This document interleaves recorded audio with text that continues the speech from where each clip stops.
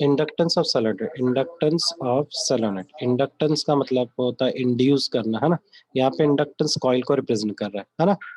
Solenoid बोले तो कोई चीज ऐसा गोल गोल गोल घूमी हुई बिल्कुल कॉइल की तरह, तो उसको सोलेनोइड बोलते हैं।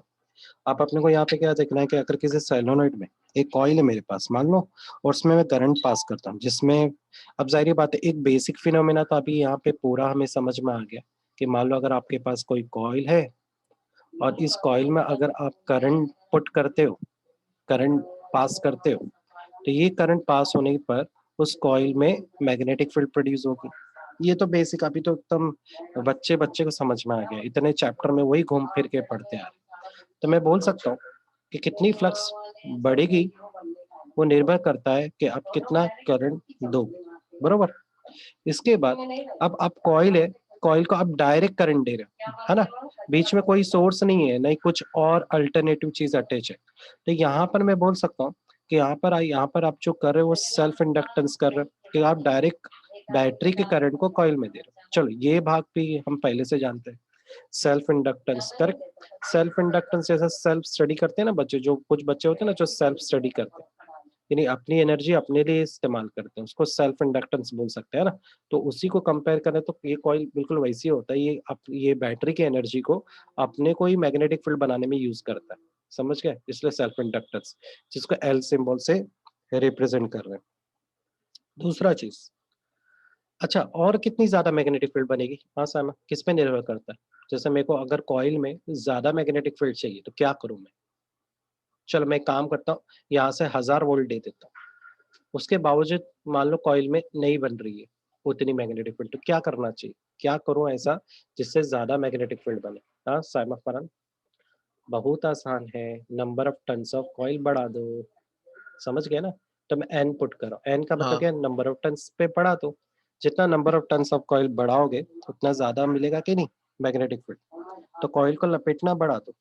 अच्छा इसको ऐसे लिख सकता L is equal to five upon I, लिख सकता हूँ ना, N is equal to five upon I, और ये एन को इधर ही रहने देता है, ये एक्चुअली यहाँ पे लिखना पड़ेगा ना कि फाइव इस कॉइल का मैग्नेटिक फील्ड है, तो number of turns five, N को भी फाइव के पास ही लिखना पड़ेगा।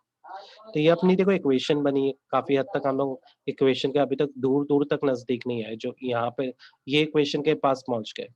आई होप तुम लोग को समझ में आया होगा कि ये इक्वेशन आई कैसे, समझ में आया। तो एक टेक्स्ट बुक में डायरेक्ट लिखा हुआ है, तो उसके हिसाब से बेसिक चीज है वो, हम वही बार बार रिपीट कर रहे हैं तो जरूरत नहीं है। अच्छा एक चीज क्या है, पे बी लिख दिया है, बी क्या होता है, बी होता है इसका मैग्नेटिक इंडक्शन, मैग्नेटिक फील्ड, ठीक है। अब आगे बढ़ते हैं हम लोग, अब आगे क्या करेंगे, यहाँ तक तो हम लोग को समझ में आ गया। दूसरा, हम लोग को एक और मैग्नेटिक फ्लक्स का फॉर्मूला पता है, क्या होता है मैग्नेटिक फ्लक्स का formula, phi is equal to B into A, B into यही है ना मैग्नेटिक फ्लक्स का फॉर्मूला। अब कॉस डेटा लिखने की जरूरत नहीं है, कॉस की वैल्यू 0 है कि कॉस 0 1 होता है, वो नॉर्मल हमें पता है। अब मैंने बोला मुझे एन टर्न्स ऑफ कॉइल की मैग्नेटिक फ्लक्स, तो एन टर्न्स ऑफ कॉइल की मैग्नेटिक फ्लक्स क्या होगी, बी इंटू ए, है ना, बी इंटू ए।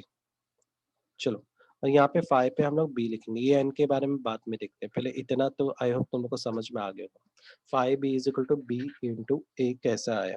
ओके, अब मैं क्या करता हूँ, मेरे पास देखो मैंने ऊपर फॉर्मूला बनाया था, क्या था formula, L is equal to N five B upon I, ये फाइव जो मिला है ना, ये एन की जगह पुट कर दो, समझ में आ रहा है क्या करने बोल रहा हूँ। अब जैसे ही तुम इसको यहाँ पुट करोगे, देखो वही स्टेप यहाँ पर दिखाया है नीचे,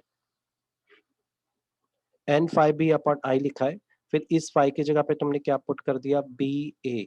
चलो, चलो फाइव की जगह बी आया, और एन क्या है, एन की जगह एन एल कैसा आया, तो एन का ये फॉर्मूला है, number of turns of coil किस पे निर्भर कर रहा है, कि नंबर ऑफ एन मतलब कितना कॉइल लपेटा हुआ है और उसकी लेंथ कितनी है, ठीक है।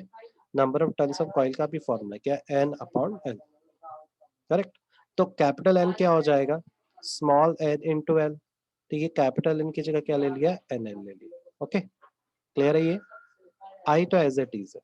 नेक्स्ट क्या करेंगे, अपने पास मैग्नेटिक इंडक्शन का भी फॉर्मूला है जो मैग्नेटिक मटेरियल से इस्तेमाल किया गया है, B is equal to mu zero N into Y. इसका मतलब क्या है, म्यू जीरो मतलब परम्यूटिविटी ऑफ मीडियम, कौन सी परमिटिविटी में आपकी मैग्नेटिक फील्ड पास हो रही है, एन क्या number of turns of coil, और जितना नंबर ऑफ टन्स कॉइल में मैग्नेटिक फील्ड पास होगी वो निर्भर करता है आप कितना करंट इसमें दे रहे हो, है ना?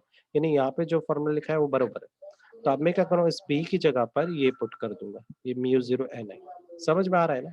अब इस दोनों में आई और आई कॉमन है तो काट दो, और एन एन ये सब मल्टीप्लाई होगा तो एन 2 बार है तो स्क्वायर हो जाएगा, तो ये बनेगा equation self inductance equal to mu 0 N square L into.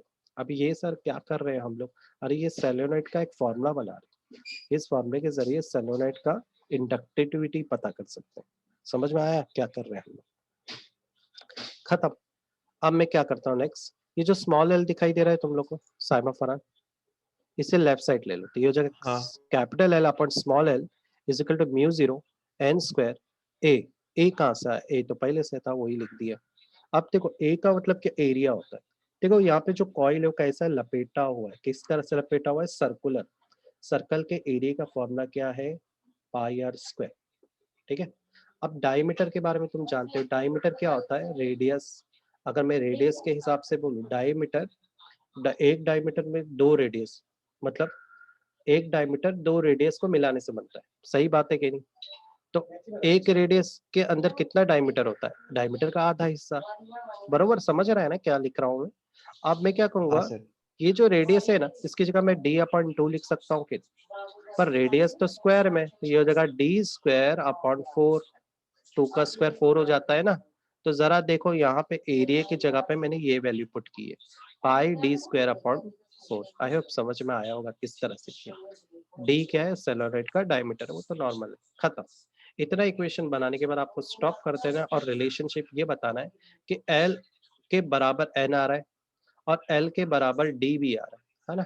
इसका मतलब क्या है कि inductance number of turns of coil पे भी निर्भर करता है और इंडक्टेंस डायमीटर पे भी निर्भर करता है कि आपका जो कॉइल कितना फैला हुआ है। समझ रहे हैं ना? लपेटा है तो ठीक है, पर कितना फैल के लपेटा हुआ है, इन सब चीज पे आपका सेल्फ इंडक्टेंस या इंडक्टिविटी निर्भर करेगी। आप आते हैं यूनिट यूनिट पर, तो यूनिट क्या है इसकी, हेनरी पर मीटर। ठीक है, इस यूनिट में सोलेनोइड का कभी भी पूछेगा तो हम ये वाली यूनिट इस्तेमाल करेंगे। तो अगर देखोगे तो कॉन्सेप्ट कम था और डेरिवेशन ज्यादा ना। अब आते हैं नेक्स्ट कॉन्सेप्ट की तरफ, energy store in magnetic field. यहाँ से हम लोग क्या देखेंगे, एनर्जी के बारे में देखेंगे, किस तरह से एनर्जी स्टोर होती है, इसकी और भी जानकारी लेनी थी, मैंने लिया नहीं। यहाँ पे वही चीज की बात करें कि कॉइल है, उस कॉइल में जो एनर्जी होती है ना कैसे स्टोर होती है किसी मैग्नेटिक फील्ड की, वो चीज को हम लोग यहाँ पे देखने वाले। ठीक है, तो यहाँ पर हम लोग डायरेक्टली आ जाते हैं। देखो मैंने पहले ही यहाँ पे तुम लोग का कॉन्सेप्ट बताया था कि यहाँ पर मैग्नेटिक फील्ड जब बनती है, फिर जब पूरी एनर्जी यहाँ पर आ जाती है बैटरी की, तो यही मैग्नेटिक फील्ड अपोज करती है किसको, उसी करंट को जिसने इसमें मैग्नेटिक फील्ड प्रोड्यूस किया था अकॉर्डिंग टू लेंस लॉ। तो यहाँ पर अपोज के लिए इसको फोर्स की जरूरत है, फोर्स लगाने के लिए इसको का वर्क चाहिए, वर्क के लिए उसको एनर्जी चाहिए, बराबर। हर एक चीज करने के लिए उसको ताकत की जरूरत है, और वो ताकत कहाँ से आएगी, स्टोर एनर्जी से। सबसे पहले क्या होता है, जब हम बैटरी पे लगाते हैं तो उस बदलाव की, करंट के बदलाव की वजह से उस कॉइल में कंटिन्यू एनर्जी स्टोर होती जाती है as a form of magnetic field. ठीक है, वो जो स्टोर हो रही है ना कंटिन्यूअसली, वो होती है पोटेंशियल एनर्जी। जब ये अपोज करता है तब वो कौन सी एनर्जी यूज करता है, काइनेटिक एनर्जी। समझ में आ रहा है क्या बता रहा हूँ मैं? आई होप समझ में आ रहा होगा, सिंपल है। जब तक हाँ वो सर। एनर्जी स्टोर करा as a form of magnetic field, तब तक वो उसकी एनर्जी पोटेंशियल फॉर्म में है ना। तो यहाँ पर तुम लोग देख सकते हो सबसे, और यहाँ पर इसको रिलेट किससे करा, इलेक्ट्रोस्टैटिक कॉन्सेप्ट हो रहा है। इलेक्ट्रोस्टैटिक में बिल्कुल वही होता है, जो कैपेसिटर होता है ना वो एनर्जी को पहले स्टोर करता है। यही पढ़ा था ना, कैपेसिटर क्या होता है, जो एनर्जी को स्टोर करता है और जरूरत होने पर उस एनर्जी को बाहर प्रोड्यूस करता है, इक्विपमेंट को दे देता है। इसी वजह से इसको पंखे और पुरानी ट्यूबलाइट में लगाया जाता था। तो यहाँ पर सबसे पहला जो फॉर्मूला लिखा है वो स्टोर एनर्जी का है, जो मैंने किससे बनाया है, कैपेसिटर से लिंक करके बनाया, जो कि क्या है, charge upon two capacitor. Charge का फॉर्मूला क्या है कैपेसिटर के बेस पे, Q is equal to CV, है ना। तो मेरे को फॉर्मूला मिलेगा CV स्क्वायर अपॉन टू। अभी सवाल है कि कैपेसिटर का फॉर्मूला, हम यहाँ पे इसको क्यों यूज करें, अरे जरा ध्यान दो। मैं बार बार क्या बोल रहा हूँ कि एक बैटरी से एक कॉइल लगा हुआ है, और वो कॉइल उस बैटरी के करंट को मैग्नेटिक फील्ड के फॉर्म में एनर्जी को स्टोर कर रहा है। तो और इसी को अगर मैं कंपेयर करूँ कैपेसिटर कॉन्सेप्ट से, तो कैपेसिटर क्या कर रहा है, किसी पावर को अपने अंदर कैसे स्टोर कर रहा है, इलेक्ट्रिकल चार्ज फॉर्म में स्टोर कर रहा है ना। दोनों में फर्क कुछ लग रहा है क्या? दोनों एक ही काम कर रहे हैं, स्टोर करने का। तो क्या फॉर्मूला सेम नहीं हो सकता? तो मैंने पहले कैपेसिटर इलेक्ट्रोस्टैटिक कॉन्सेप्ट को बताया, अब उसी की मदद से हम लोग कंपेयर करके हम लोग किसका फॉर्मूला बनाएंगे? इंड्यूस ईएमएफ का। तो वो क्या होगा? इंड्यूस ईएमएफ, तो ये जो करंट है वो रहेगा minus L D I upon D T. ये तो हम लोग को सेल्फ इंडक्टेंस का पता है। एक बैटरी से जब एक कॉइल अटैच हो और कुछ ना हो, तब ये वाला फॉर्मूला यूज करते हैं। अभी हम लोग को इसी फॉर्मूला को इससे कंपेयर करके देख रहे हैं कि ये जो ऊपर फॉर्मूला बना है बिल्कुल उसी तरह से हम फॉर्मूला बना सकते हैं कि नहीं बना सकते। अब जाहिर बात है यहाँ पर वर्क डन कब होगा? मैग्नेटिक फील्ड वर्क कब करेगी चार्ज के अगेंस्ट? जब दोनों चार्ज सेम हो जाएंगे, है ना? जितनी मैग्नेटिक फील्ड बन गई हो गई, अब वो अपोज कर रहा है, क्यों कर रहा है? दोनों चार्ज सेम है ना, रिपल चालू हो गया। डी क्यू क्या? Small charge, small work done पे स्मॉल चार्ज पे स्मॉल वर्क डन होगा। अब ये क्यों कर रहा है? पहले छोटे छोटे चार्ज की स्टडी करते हैं, फिर एक साथ मिलाकर पूरे ऑब्जेक्ट की स्टडी करेंगे। ई क्या है? L D I upon D T है। यहाँ पे माइनस क्यों नहीं आया? कि माइनस माइनस कट गया है, ठीक है। अब नेक्स्ट क्या करेंगे? L D I upon D T, इसको जरा ऑर्डर में अरेंज करते हैं। तो ये नीचे को अरेंज किया है बस, और कुछ नहीं किया। अब कुछ कट सकता है क्या? D I into D Q upon D T, charge upon time. ये किसका फॉर्मूला है? चार्ज अपन टाइम किसका फॉर्मूला है? करंट का फॉर्मूला है। तो डी क्यू अपन डी टी की जगह पे क्या ले लेंगे? आई।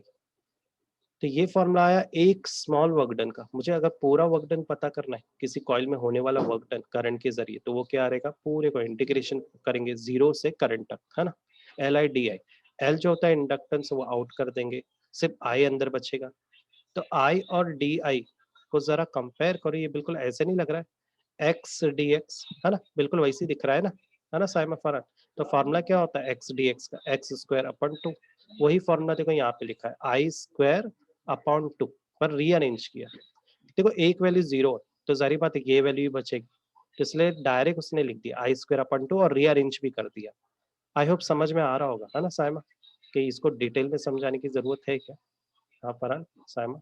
ये सर। ये एक वर्क डन, ठीक है। ये वर्क डन कब होएगा? जब पूरी एनर्जी स्टोर हो जाएगी उसके बाद, है ना। तो ये अपना आया actually store energy work done. ये जो वो वर्क डन है जो कॉइल स्टोर कर रहा है, ठीक है, अभी रिपल सर नहीं इसका कर रहा है। मेन फॉर्मूला क्या है जो यही है, न्यूमेरिकल्स में आता ये जो नीचे है ना, है? यही लास्ट फॉर्मूला। वाला है ना? हाँ, लास्ट वाला ही मेन फॉर्मूला है। अभी ये फॉर्मूला देखो और ऊपर वाला देखो, ये बिल्कुल वैसी नहीं है। L I square upon two Q square upon two C, है ना, या C V square upon two. ये फॉर्मूला देखो, C V square upon two और L I square upon two देखो, तो दोनों में तुमको क्या लगेगा? कैपेसिटर में सी वर्ड यूज किया है ना, और दूसरा वर्ड कौन सा यूज किया है? सी। वर्ड और वोल्टेज सीवी। यूज किया है ना, वोल्टेज का वर्ड यूज किया है। इसके अंदर क्या यूज किया है? कॉइल है ना, तो इंडक्टेंस यूज किया है, वोल्टेज की जगह पे करंट और यूज किया है, करंट। और सेम टू सेम नहीं दिख रहा है क्या? तो ये हमने इलेक्ट्रोस्टैटिक के कैपेसिटर कॉन्सेप्ट से हमने मैग्नेटिक फील्ड के स्टोर एनर्जी का कॉन्सेप्ट निकाला, है ना। समझ में आया? कोई डाउट इधर पे? नीचे समझा बस सर। यहाँ तक ही पढ़ना है, इससे आगे ना बहुत सारी सर वो ये जो डेरिवेशन आपने करा है सर वो आएगा या इम्पोर्टेंट है? ये मैं ऐसा नहीं बोलूंगा कि इम्पोर्टेंट है, क्योंकि इसमें बहुत सारे डेरिवेशन है, ये इतना इम्पोर्टेंट डेरिवेशन नहीं है, ठीक है। इसके बाद ठीक एक है। छोटा सा पार्ट को यहाँ छुपा हुआ है, इंडक्टेंस इन सीरीज और पैरेलल। मतलब कॉइल का देखते हैं कि कॉइल का पावर कैसा रहेगा सीरीज, तो सीरीज पैरेलल के बारे में हम पहले से जानते हैं। सीरीज में कोई भी चीज का पावर अच्छा नहीं होता है, पैरेलल में पावर अच्छा होता है, ये हमने पढ़ चुका है रेजिस्टेंस के अंदर भी, बरोबर। तो अगर सीरीज इंडक्टेंस पता करना है, मान लो एक सर्किट में कंटिन्यू इस तरह से रेजिस्टेंस लगे हुए, तो कैसे कैलकुलेट करते हैं? बहुत आसान है, सभी का एडिशन कर दो। मान लो अगर पैरेलल अटैच है तो सबको डिवाइड कर दो, ये तो पहले से जानते हैं, है ना। तो ये सीरीज और पैरेलल का फॉर्मूला बन गया। कोई को डाउट है इसमें? सीरीज और पैरेलल के फॉर्मूले में इजी है ना, पहले से ही जानते थे, है ना। हाँ सर। अब आते हैं energy density of magnetic field. Energy density वाला पार्ट जो है वो एग्जाम में नहीं है, तो हम लोग डायरेक्टली आगे बढ़ जाते हैं। म्यूचुअल इंडक्टेंस पे आते हैं। म्यूचुअल इंडक्टेंस ऑलरेडी हम लोग ने पढ़ा है। अगर मैं इस म्यूचुअल इंडक्टेंस के पार्ट को इस तरह से कंपेयर करूं कि दो दोस्त है और दोनों दोस्त साथ में स्टडी करते हैं, है ना, तो एक दोस्त दूसरे दोस्त को अपनी नॉलेज शेयर करेगा। एक तो वीक होगा ना, और अरे वाह मेरे को आप समझ में आ रहा है, तू क्या पढ़ा रहा है ना। दोनों स्टडी कर रहे, शेयर करके पढ़ रहे, समझ गए। अब जब इसको शेयर करेगा एनर्जी, इसको अच्छे से समझ में आ गया, और कभी कभी इसको डाउट आ जाएगा, अरे यार मैं भूल गया, तो बोलेगा अरे मैं बता देता हूँ। तो ये क्या हो रहा है, ये लोग शेयरिंग कर रहे हैं, है ना। तो इस तरह से जब म्यूचुअल, इसको म्यूचुअल बोलते हैं, म्यूचुअल शेयरिंग करके जो करते हैं ना, इसको ही बोलते हैं म्यूचुअल इंडक्टेंस। तो इंडक्टेंस में भी बिल्कुल ऐसे ही होता है, दो कॉइल है, जब वह अपनी एनर्जी को म्यूचुअली शेयरिंग करते हैं। जैसे यहाँ पर अगर मैं सर्किट लगाता हूँ, सर्किट चालू करने पर इसे मैं प्राइमरी कॉइल बोल देता हूँ और इसको सेकेंडरी कॉइल।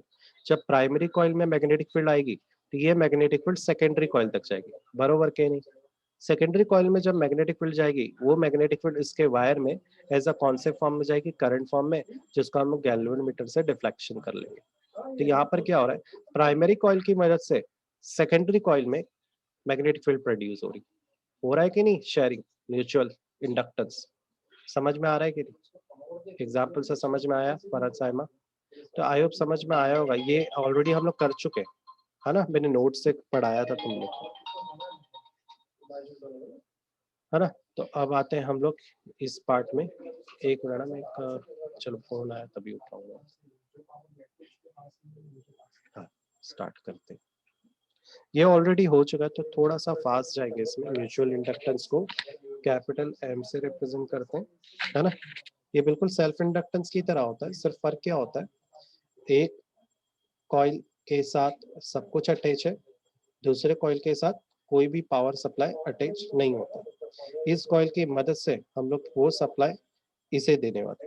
तो अभी हैपन क्या होगा, प्राइमरी जो कॉइल है, जब उसमें हम करंट देंगे तो जब करंट बढ़ेगा तो उस प्राइमरी कॉइल की मैग्नेटिक इंडक्शन बढ़ेगी, और मैग्नेटिक इंडक्शन बढ़ेगा तो उसका मैग्नेटिक फ्लक्स भी बढ़ेगा, और उस कॉइल में ईएफएम प्रोड्यूस होगा। आई होप समझ में आ रहा होगा क्या बोल रहा हूँ। अब आते हैं सेकेंडरी कॉइल में। जब प्राइमरी कॉइल में मैग्नेटिक फ्लक्स प्रोड्यूस होगा तो यही सारी चीजें सेकेंडरी कॉइल में ट्रांसफर होगी, तब सेकेंडरी कॉइल का करंट बढ़ेगा, मैग्नेटिक इंडक्शन बढ़ेगा, मैग्नेटिक फ्लक्स बढ़ेगा। कैसे बढ़ा है मैग्नेटिक फ्लक्स, मैग्नेटिक, अब नंबर देते थे, ये सारा 1 1 है, इसको 2 2 देते, समझ रहा है। तो ये मैग्नेटिक फ्लक्स जो पड़ा वो किसकी मदद से बढ़ा, 1 की मदद से। तो मैं इसको ऐसे लिख सकता हूँ, मैग्नेटिक फ्लक्स 2 1। समझ में आ रहा है 2 1 क्यों लिखा, मैग्नेटिक फ्लक्स 2 तो ये है, पर इस 2 में मैग्नेटिक फ्लक्स किसकी मदद से आया, इस 2 में मैग्नेटिक फ्लक्स किसकी मदद से आया, मैग्नेटिक फ्लक्स 1 की वजह से। तो मैं इसको ऐसे लिख सकता हूँ, यानी मैं इसको 2 मरतबा ऐसे लिखने की बजाय मैं ऐसा लिख रहा हूँ, मैग्नेटिक फ्लक्स 2 1। समझ में आ रहा है साइमा, फरहत? और क्या होगा, यहाँ पे एक गैल्वेनोमीटर लगा रहेगा, वो उसके ईएमएफ को डिफ्लेक्ट करेगा कि कितना करंट इसमें प्रोड्यूस हो रहा है। समझा, कोई को डाउट इधर पे? क्लियर ना, पक्का? अब देखो डायग्राम ऑलरेडी हम लोग देख चुके हैं, नीचे भी एक आ जाएगा। अच्छा, मैग्नेटिक फ्लक्स का फॉर्मूला क्या है, बी इंटू ए, यही है ना, कॉस थीटा। कॉस थीटा तो ऑलवेज 0 होता है, बराबर, इसलिए बी इंटू ए लिखेंगे। अब नीचे तो कुछ और फॉर्मूला, अब मुझे मैग्नेटिक फ्लक्स निकालना किसका, ये सेकेंडरी कॉइल का। तो सेकेंडरी कॉइल को मैग्नेटिक फ्लक्स किससे मिल रहा है, वापस बोल रहा हूँ 1 से मिल रहा है ना, तो इसको 2 1 लिखो। समझ में आया, चलो ये तो समझ गया। अब मैग्नेटिक फ्लक्स 2 इंटू 1 मिल रहा है, और यहाँ पे मैग्नेटिक इंडक्शन 2 को किसकी मदद से मैग्नेटिक फ्लक्स मिल रहा है, मैग्नेट B1 की वजह से। जो भी मैग्नेटिक फील्ड प्रोड्यूस हो रही है सेकेंडरी कॉइल में, वो सब फर्स्ट की वजह से ही हो रही है, ठीक है, यहाँ तक समझा। अब दूसरा चीज, S2 और S1 ये सरफेस एरिया को बता रहे हैं, किसके सरफेस एरिया को, कॉइल के सरफेस एरिया। अब जरा ऑब्जर्व करो, नीचे वाला जो इक्वेशन है ये बिल्कुल इसी की तरह नहीं लिखा हुआ है, 5 to 1 integration S2 B1 delta है, सिर्फ एरिया की जगह पे स्मॉल एरिया लिखा हुआ है बस, बाकी सब कुछ सेम नहीं है क्या, है ना सेम, यानी छोटा एरिया लेना पड़ता है मैग्नेटिक फ्लक्स, यहाँ पे छोटे एरिया में बन रहा है। समझ में आ रहा है कि डाउट आ गया? दूसरा एक और चीज बता, जब भी तुम मैग्नेटिक फ्लक्स 2 लिखोगे तो ये याद रखो, मैग्नेटिक फ्लक्स 2 को जब कहाँ से करंट मिलेगा, मैग्नेटिक फ्लक्स 2 को हमेशा करंट 1 से मिलेगा। जब भी तुम यहाँ पे 1 लिखोगे तो हमेशा करंट दूसरे कॉइल का लिखने का, ऐसा रूल है, समझ गए ना। कभी भी अगर फ्लक्स 2 लिखोगे तो 1 लिखना, I1 लिखना, और अगर फ्लक्स 1 लिखते हो तो 2 लिखना, दोनों कभी सेम मत लिखना। रीजन समझ में आ रहा है? देखो फ्लक्स 2, मैग्नेटिक फ्लक्स फील्ड जो बन रही है फ्लक्स 2 में, वो पहले कॉइल के करंट की वजह से बन रही है, क्योंकि पहले कॉइल में करंट आ रहा है, बरोबर ना, इसलिए ऐसे लिखना है, ये रूल याद रखना है, ये कंडीशन याद रखना है कि किस तरह से लिखने का तरीका समझ में आना चाहिए, वरना गड़बड़ होगी। यहाँ पे इक्वेशन को रोक दो, इंटीग्रेशन को, और नीचे आ जाओ। तो आई होप तुम लोग को समझ में आएगा। जो फ्लक्स 2 में जो मैग्नेटिक फील्ड है 1 की मदद से बन रही है, वो करंट, प्राइमरी कॉइल के करंट की वजह से बन रही है। अब मैं इसकी जगह पे प्रोपोर्शनलिटी साइन हटाऊंगा तो क्या लगाऊंगा, एम सिंबल लूंगा। एम पे भी क्या लिख रहा हूँ, 2 1 लिख रहा हूँ, बरोबर। यानी हम लोग सेकेंडरी कॉइल पे कंसिडर करके इक्वेशन बना रहे हैं, M21 इंटू I1। समझ में आया? ये इक्वेशन बन के अपनी म्यूचुअल इंडक्शन की क्या करेंगे, एम को इधर रहने तो आई को लेफ्ट साइड कर लो, और ये रहा डायग्राम। इस इक्वेशन को यहाँ पे ही रोका है, डायग्राम पे आ जाओ, ठीक है। डायग्राम जरा देखो क्या बता रहा है डायग्राम। देखो फ्लक्स क्या होता है, कोई भी मैग्नेटिक फील्ड जो किसी फील्ड में से पास हो, इस कॉइल से कितनी फील्ड पास हो रही है, एक, दो, मान लो मैं जो रेड रेड कलर से बना रहा हूँ वही चीज है पास हो रही है, तो मैंने 4 लाइन बनाया, तो मान लो 4 लाइन पास हो रही है, तो कॉइल 1 से कॉइल 2 तक 4, बाकी सब बाहर जा रही, तो उसको काउंट मत करो। तो ये जो कॉइल में से लाइन पास हो रही है ना मैग्नेटिक फील्ड की, दैट इज कॉल्ड फ्लक्स। तो ये फ्लक्स 1, इसको क्या बोलूंगा, फ्लक्स 2। फ्लक्स 2 में कहां से आ रही है मैग्नेटिक फील्ड, 1 से आ रही, तो फ्लक्स 2 1 लिखूंगा। समझ में आया लिखने का तरीका? ठीक है, डाउट? फरहान साइमा, ध्यान से यस समझो ना, एकदम सिंपल कॉन्सेप्ट है, कुछ रिपीटेटिव भी होता है। अब हम हमारे पास पहले से फॉर्मूला किसका, फैराडेज लॉ के इंड्यूस करंट का क्या होता है, E is equal to D phi upon D T. Formula एकदम सिंपल था अपने पास, D phi upon D T, minus लगा दो लेंस लॉ की वजह से। पर यहाँ पे नंबर आ रहे, तो नंबर, अरे हम लोग इसके बेस पे स्टडी कर रहे हैं, है ना। तो मैं लिखूंगा E21, जो सेकेंड कॉइल में जो करंट प्रोड्यूस हो रहा है पहले कॉइल की वजह से, समझ आया लिखने का तरीका, सेकंड कॉइल पे पहले की वजह से, वो minus five D five second coil first की वजह से अपन डी, ऐसा लिखने का, ठीक है। अब मैं इसी फॉर्मूले में क्या ऐड कर दूंगा, एम कैसा आया, अरे एम कैसा है, तो जरा देखो ऊपर जाओ, फ्लक्स का फॉर्मूला निकाला, फ्लक्स 21 क्या है, M21I1। तो यहाँ पे जो फ्लक्स 21 है ना, इसका जगह मैं क्या ले लूंगा, M21I1 upon D T. M21 constant है तो उसको बाहर ले लो, तो मुझे इक्वेशन मिलेगी E21 is equal to minus M21 DI1 upon D T. कोई डाउट यहाँ पे किसी को भी, साइमा, फरक? तो यहाँ पे जो इक्वेशन हमने बनाई वो किसकी मदद से बनाई, कॉइल 2 पर होने वाले असर के हिसाब से बनाई। अगर तुमको कॉइल 1 पे होने वाले असर के हिसाब से इक्वेशन बनानी तो क्या करोगे, बोलो कैसे बनाएंगे फरक? हाँ, अरे नंबर चेंज कर दो, इसी को देखो मैं ऐसा लिख देता हूँ। सर 1 2 या हाँ, फिर वेरी कोई भी गुड, नंबर लिख सकते हैं ना? वेरी गुड, 1 2, हर जगह नंबर आगे पीछे कर दो बस। देखो मैंने क्या किया, 2 1 को 1 2 लिख दिया, M21 था तो 1 2 लिखा, और DI1 लिखा था तो वहां पे I2 लिख दिया। तो ये क्वेश्चन मेरी पहले कॉइल में होने वाला प्रोड्यूस करंट सेकंड कॉइल की मदद से, समझे? हाँ, देखो नीचे सर वही चीज की है। सिर्फ 1 2 और 2 1 ही रह गया, फिर और भी रैंडम नहीं, नंबर्स 1 आ 2 और सकते 2 हैं? 1 ही होगा क्योंकि दो ही कॉइल है ना यहाँ, एक पहला और हाँ दूसरा, इसलिए और सर, कोई अगर नंबर इन कैसे ले, कभी तीन तीन कॉइल का केस आए तो? फिर सीरीज कनेक्शन होएगा, फिर तुमको पहले 1 2 दिखाना पड़ेगा, फिर 2 3 दिखाना पड़ेगा, फिर समझे, वो लंबा हाँ चौड़ा हाँ हो जाएगा हाँ काफी सर, बड़ा। 1 2 2 3 फिर 1 3। इतना टफ देते नहीं, सिंपल टाइप ही सर्किट देते हैं। तो को नीचे वो जो इक्वेशन दी है ना, ये वाला भाग, ये ऊपर की मदद से बनाई हुई इक्वेशन सेम वही है, सिर्फ थोड़ा सा नंबर चेंज किया। तो आई होप तुम लोग अगर ऊपर का भाग समझा तो नीचे वापस से कॉपी पेस्ट हो रहा है, वही भाग हो रहा है, ठीक है। तो मैं फटाफट आगे बढ़ रहा हूँ, और आगे बढ़ने पे मुझे क्या पता चल रहा है कि जितना म्यूचुअल इंडक्टेंस फर्स्ट कॉइल से सेकंड कॉइल में होता है, उतना ही म्यूचुअल इंडक्शन सेकंड कॉइल से फर्स्ट कॉइल में भी होता है। इसका मतलब क्या है कि 1 2 करो या 2 1 बोलो, कॉइल का जो भी मैग्नेटिक फील्ड है वो इक्वली पास होती है। यानी अगर एक बच्चा किसी दूसरे बच्चों को जितना पढ़ा रहा उतनी ही वो हेल्प इसकी भी करेगा, सही बात है ना। अगर तो एक दोस्त इसकी हेल्प करता है तो वो भी लगा रहा मैं भी तो इसकी हेल्प करूंगा, इक्वली, है ना। तो यानी हमेशा म्यूचुअलिटी जो होती है वो बराबरी से होती है। अगर दोनों बराबर है तो मैं इसकी जगह पे सिर्फ कैपिटल एम भी ले सकता हूँ। अब मेरे पास दो इक्वेशन है, एक है φ21 mi1, दूसरी इक्वेशन मुझे मिलेगी φ12 mi2। दोनों इक्वेशन को डिवाइड कर देता हूँ, डिवाइड करने पे क्या आएगा, डिवाइड करने पर काटा नहीं है, चलिए ये M12, यहाँ पे देखो M कॉमन कर दिया है ना, M कॉमन करना तो कट जाएगा। अच्छा, इंडिविजुअल इक्वेशन बनाया, यहाँ पे M कॉमन लो और I1 को इधर लो, तो मुझे मिलेगा M is equal to 5 2 1 upon I1। इधर पे भी same M is equal to 5 1 2 I2, दोनों के लिए M कॉमन करके इसने दोनों इक्वेशन को एक ही जगह पे शो किया, ये बताने के लिए कि कोई भी टाइप की इक्वेशन सर m कांस्टेंट कैसे हुआ? क्योंकि m12 is equal to m21 दोनों बराबर होते हैं, चाहे आप 1 से सेकंड की तरफ जाओ या आप सेकंड से 1 की तरफ जाओ, मैग्नेटिक फील्ड अच्छा हमेशा इक्वली बनती है दोनों तरीके से, अपोज जाओ या सीधा जाओ, फॉरवर्ड जाओ। ये बताने के लिए उसने कॉमन m ले लिया, यानी m12 m13 की जगह पर सिर्फ उसने m लिखकर म्यूचुअल इंडक्शन की इक्वेशन डायरेक्ट बना दी। समझ गए? तो ये अपना म्यूचुअल हाँ सर इंडक्टेंस हो गया। समझा। अभी ये पूरा तो नहीं हुआ, आगे भी है, तो वो भी पार्ट कवर करके हम लोग स्टॉप कर देते हैं म्यूचुअल इंडक्शन में। अब मैं क्या करता हूँ, एक कॉमन इक्वेशन बनाता हूँ, m इज इक्वल टू वो 1 2 3 4 नहीं लेता हूँ, five S upon I P लेता हूँ। फाइव क्या है? सेकेंडरी कॉइल की magnetic field upon primary coil का करंट। देखो वही चीज है, यानी मैं इस फाइव एस की जगह पर 521 भी लिख सकता हूँ और आई पी की जगह पर I1 भी लिख सकता हूँ, मतलब तो वही है ना। वन हमने किसको दिया? प्राइमरी कॉइल, बरोबर, चीज वही है। ठीक है, आगे बढ़ते, हाँ फाइव को इधर ही रहना, तो आईपी को ले लो लेफ्ट साइड, तो ये फाइव होगा एम आई पी। फैराडेज के मुताबिक फैराडेज क्या होता है? E S equal to minus D five S upon D T. अब ये जो फाइव एस मिला है ना, इसको यहाँ पे पुट करो तो मुझे इक्वेशन मिलेगी, secondary current is equal to minus M D I P upon D T. अब एम को इधर ही रहने, तो D I upon D T को ले लो लेफ्ट साइड, तो मुझे ये मिला एक नया इक्वेशन और एक नया डेफिनेशन म्यूचुअल इंडक्शन का, जो ऑलरेडी नोट्स में देख चुके हैं। यही फॉर्मूला भी है और यही डेफिनेशन है नीचे लिखी हुई। समझ में आया?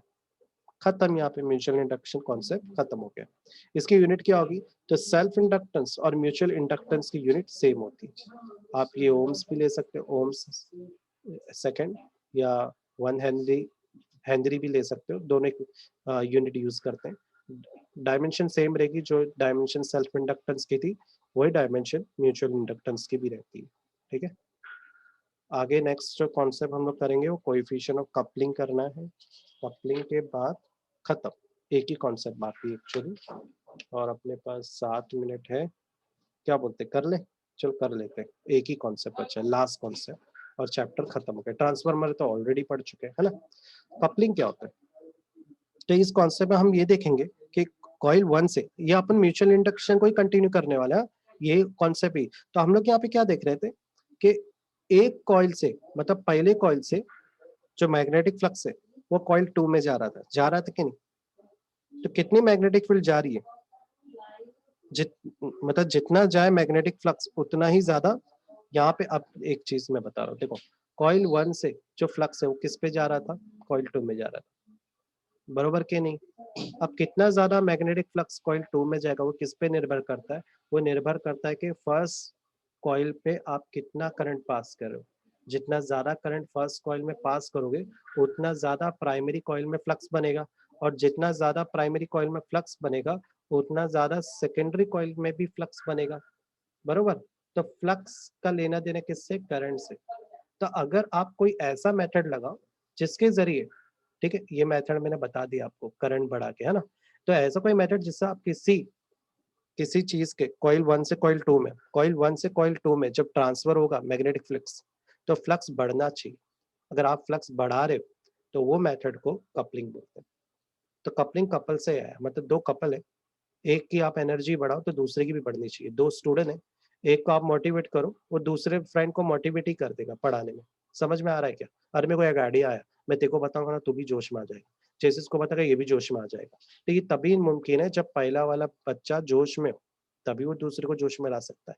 तो बिल्कुल वही ऐसा मेथड जिसके जरिए हम किसी को फर्स्ट कॉइल का मैग्नेटिक फ्लक्स बढ़ाए जिससे सेकेंडरी कॉइल का भी फ्लक्स बढ़ जाए, उस मेथड को कपलिंग बोलते हैं। कोई डाउट है इधर पे? आई होप डेफिनेशन समझ में आ गई होगी।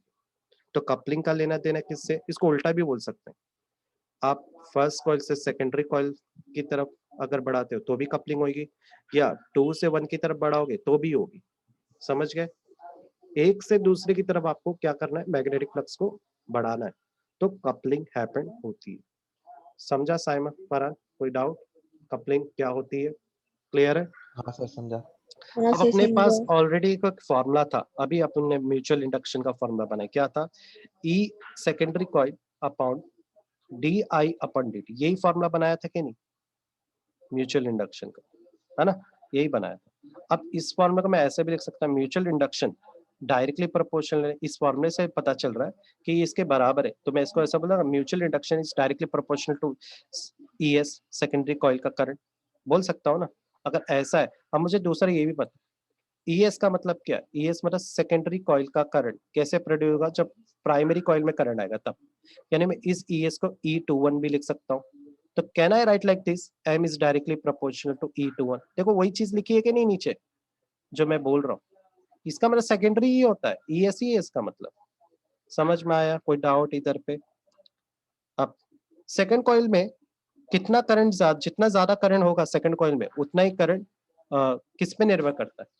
अगर मेरे को सेकंड कॉइल में ज्यादा करंट डालना है तो क्या करूं, अरे एकदम आसान, number of turns of coil बढ़ा दो, यही बोला था ना मैंने।